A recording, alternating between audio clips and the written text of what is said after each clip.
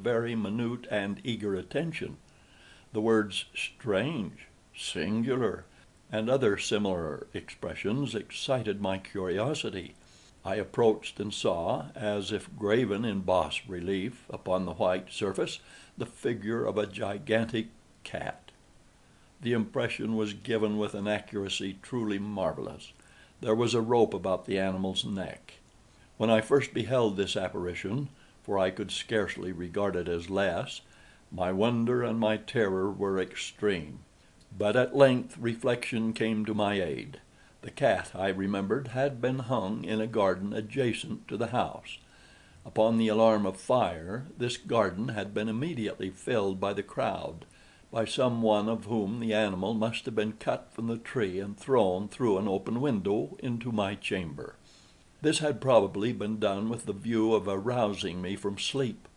The falling of other walls had compressed the victim of my cruelty into the substance of the freshly spread plaster, the lime of which, with the flames and the ammonia from the carcass, had then accomplished the portraiture as I saw it. Although I thus readily accounted to my reason, if not altogether to my conscience, for the startling fact just detailed, it did not the less fail to make a deep impression upon my fancy. For months I could not rid myself of the phantasm of the cat, and during this period there came back into my spirit a half sentiment that seemed but was not remorse. I went so far as to regret the loss of the animal, and to look about me among the vile haunts which I now habitually frequented for another pet of the same species, and of somewhat similar appearance, with which to supply its place. One night, as I sat half stupefied in a den of more than infamy, my attention was suddenly drawn to some black object reposing upon the head of one of the immense hogsheads of gin or of rum which constituted the chief furniture of the apartment. I had been looking steadily at the top of this hogshead for some minutes, and what now caused me surprise was the fact that I had not sooner perceived the object thereupon. I approached it and touched it with my hand. It was a black cat, a very large one, fully as large as Pluto, and closely resembling him in every respect but one. Pluto had not a white hair upon any portion of his body, but this cat had a large, although indefinite, splotch of white covering nearly the whole region of the breast. Upon my touching him, he immediately arose, purred loudly, rubbed against my hand, and appeared delighted with my notice. This, then, was the very creature of which I was in search.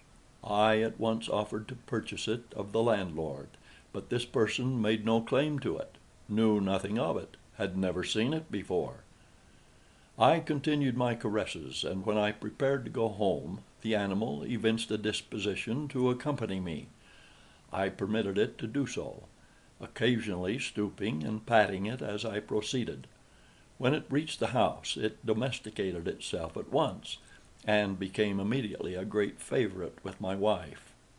For my own part, I soon found a dislike to it arising within me. This was just the reverse of what I had anticipated, but I know not how or why it was. Its evident fondness for myself rather disgusted and annoyed. By slow degrees these feelings of disgust and annoyance rose into the bitterness of hatred. I avoided the creature, a certain sense of shame and the remembrance of my former deed of cruelty preventing me from physically abusing it.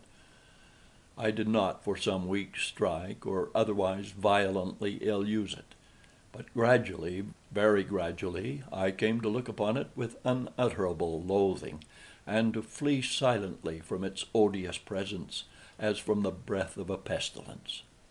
What added, no doubt, to my hatred of the beast was the discovery, on the morning after I brought it home, that, like Pluto, it also had been deprived of one of its eyes. This circumstance, however, only endeared it to my wife, who, as I have already said, possessed in a high degree that humanity of feeling which had once been my distinguishing trait, and the source of many of my simplest and purest pleasures. With my aversion to this cat, however, its partiality for myself seemed to increase. It followed my footsteps with a pertinency which it would be difficult to make the reader comprehend. Whenever I sat, it would crouch beneath my chair, or spring upon my knees, covering me with its loathsome caresses. If I arose to walk, it would get between my feet and thus nearly throw me down, or fastening its long and sharp claws in my dress, clamber in this manner to my breast. At such times, although I longed to destroy it with a blow, I was yet withheld from so doing, partly by a memory of my former crime, but chiefly, let me confess it at once, by absolute dread of the beast. This dread was not exactly a dread of physical evil, and yet I should be at a loss how otherwise to define it. I am almost ashamed to own, yes, even in this felon's cell, I am almost ashamed to own that the terror and horror with which the animal inspired me had been heightened by one of the merest chimeras it would be possible to conceive. My wife had called my attention more than once to the character of the mark of white hair, of which I have spoken, and which constituted the sole visible difference between the strange beast and the one I had destroyed. The reader will remember that this mark, although large, had been originally very indefinite, but by slow degrees, degrees nearly imperceptible, and which for a long time my reason struggled to reject as fanciful, it had at length assumed a rigorous distinctness of outline. It was now the representation of an object that I shudder to name, and for this above all I loathed and dreaded, and would have rid myself of the monster had I dared. It was now, I say, the image of a hideous, of a ghastly thing, of the gallows. O mournful and terrible engine of horror and of crime, of agony and of death! And now was I indeed wretched beyond the wretchedness of mere humanity, and a brute beast whose fellow I had contemptuously destroyed, a brute beast to work out for me a man, fashioned in the image of the high God, so much of insufferable woe. Alas, neither by day nor by night knew I the blessing of rest any more.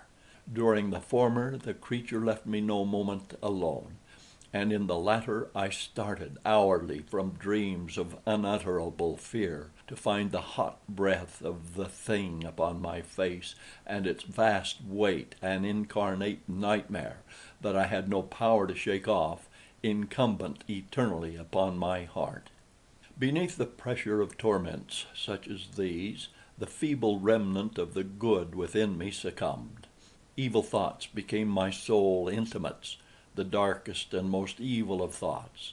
The moodiness of my usual temper increased to hatred of all things and of all mankind, while from the sudden, frequent, and ungovernable outbursts of a fury to which I now blindly abandoned myself, my uncomplaining wife, alas, was the most usual and the most patient of sufferers. One day she accompanied me upon some household errand into the cellar of the old building which our poverty compelled us to inhabit. The cat followed me down the steep stairs, and nearly throwing me headlong, exasperated me to madness. Uplifting an axe, and forgetting in my wrath the childish dread which had hitherto stayed my hand, I aimed a blow at the animal which, of course, would have proved instantly fatal had it descended as I wished. But this blow was arrested by the hand of my wife. Goaded by the interference into a rage more than demoniacal, I withdrew my arm from her grasp, and buried the axe in her brain. She fell dead upon the spot, without a groan. This hideous murder accomplished, I set myself forthwith, and with entire deliberation, to the task of concealing the body. I knew that I could not remove it from the house, either by day or by night, without the risk of being observed by the neighbors. Many projects entered my mind. At one period I thought of cutting the corpse into minute fragments and destroying them by fire. At another I resolved to dig a grave for it in the floor of the cellar. Again I deliberated about casting it in the well in the